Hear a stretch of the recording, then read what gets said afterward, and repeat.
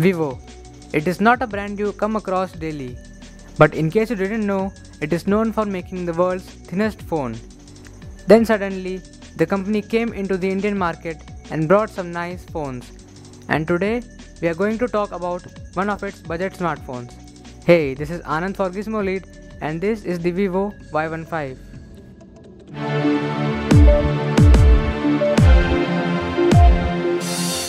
If you look at the specifications of the device, you would say, what?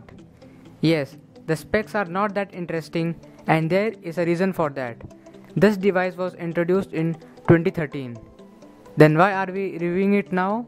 Because Vivo brought the device in India a few weeks ago. I know, looking at the specifications on paper, you don't have much confidence. But we hope the Y15 can prove us wrong.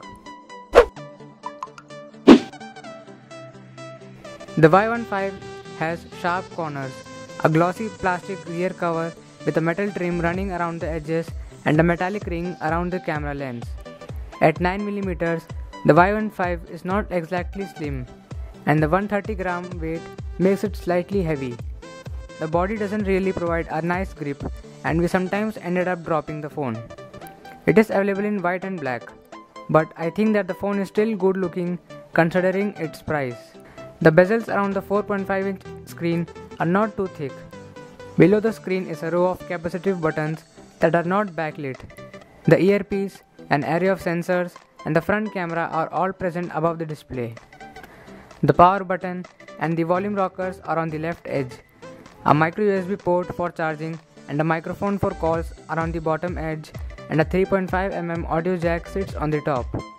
On the bottom left corner of the rear are two grills for the speaker. The primary camera and the flash are in the top right corner at the rear.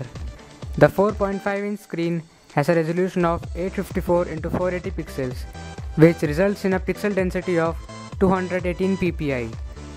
The low resolution screen is not that good.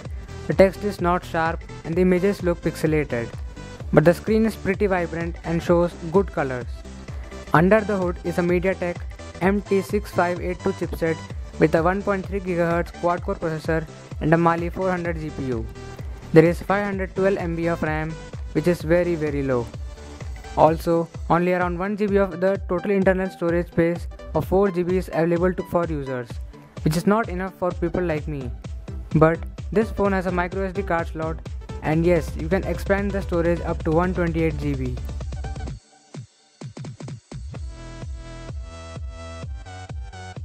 There is a 5MP primary shooter that can record videos at 1080p and 30 fps.